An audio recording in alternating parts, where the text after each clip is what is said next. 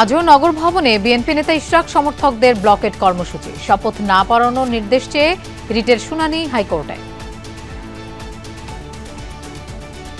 আমরা ইশরাক ভাই আমরা নগর বিধায়ক হিসেবে দেখতে চাই, ওনার মেয়রটা বহাল রাখা চাই এবং ওনাকে শপথ নেওয়ার অধ্যায় হোক। সংগ্রাম যতদিন পর্যন্ত আমাদের সাকসেসফুল হবে আমরা মাঠে থাকবো।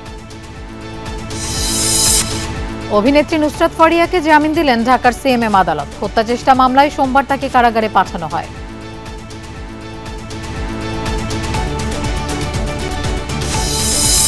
ফ্যাসিস্ট ব্যবস্থাকে সহায়তার অভিযোগ ৪৪ আমলা ও পুলিশ কর্মকর্তার বিরুদ্ধে। আলটিমেটাম দিয়ে জুলাই ঐক্যের তালিকা প্রকাশ। গণপ্রজাতন্ত্রী বাংলাদেশ সরকার আহ্বান জানাচ্ছি যে অনতি বিলম্বে এই সমস্ত স্বৈরাচারের দোষর যারা সচিবালয়ে কর্মরত যারা ব্যক্তিবর্গ রয়েছে তাদেরকে অমূল্যে যাতে তাদেরকে এখান থেকে সরিয়ে দেওয়া হয়। রাজধানীর প্রগতি সরণির যানজট ও গাড়ির চাপ কমাতে উত্তর সিটি কর্পোরেশনের উদ্যোগ। পূর্বাচল ৩০০ ফিট মাদানী এভিনিউ হয়ে রামপুরা পর্যন্ত সড়কের পরিকল্পনা। আন্তঃব্যাংক লেনদেনে অনেকটা স্থিতিশীল ডলারের দাম উঠেছে মজুদের অভিযোগ। অস্থিরতা সৃষ্টির চেষ্টা হলে ব্যবস্থা হুঁশিয়ারি বাংলাদেশ ব্যাংকের।